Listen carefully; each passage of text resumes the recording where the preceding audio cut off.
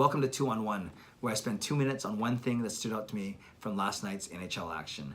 My name is Clay Emo. I'm at Clay on Twitter, and as always, this is my take, all in one take. What stood out to me was the big fight, or the quick fight, the one punch, the three punches technically, but the one knockout punch.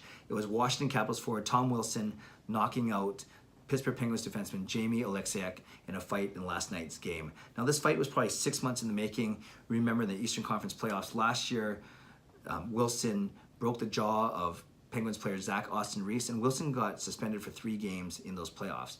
So fast forward to 6 months later, and the Oleksiak and Wilson squared off basically at center ice, and then within a few seconds, a few punches, Wilson had knocked Oleksiak down and out.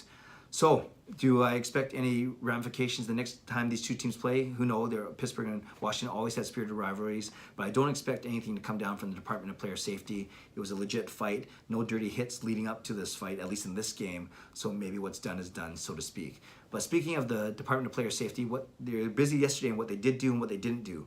What they did do is they handed Edmonton Oilers forward Jujhar Khaira a 2-game suspension for cross-checking St. Louis Blues defenseman Vince Dunn in a Tuesday night game. Now Dunn actually got a fine. They were battling in front of the net.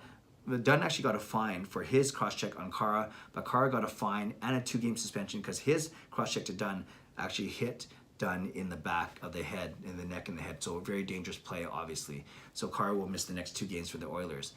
Something that the Department of Player Safety didn't do is they didn't give any suspension to Danick Martel of the Tampa Bay Lightning. We know that he cross-checked.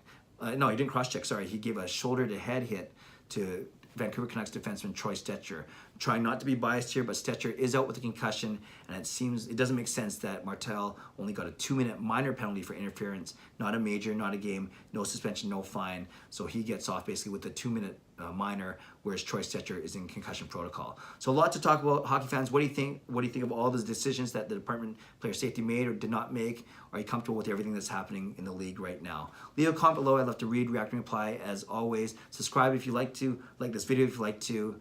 I'm Clay, and this has been 2-on-1. God bless.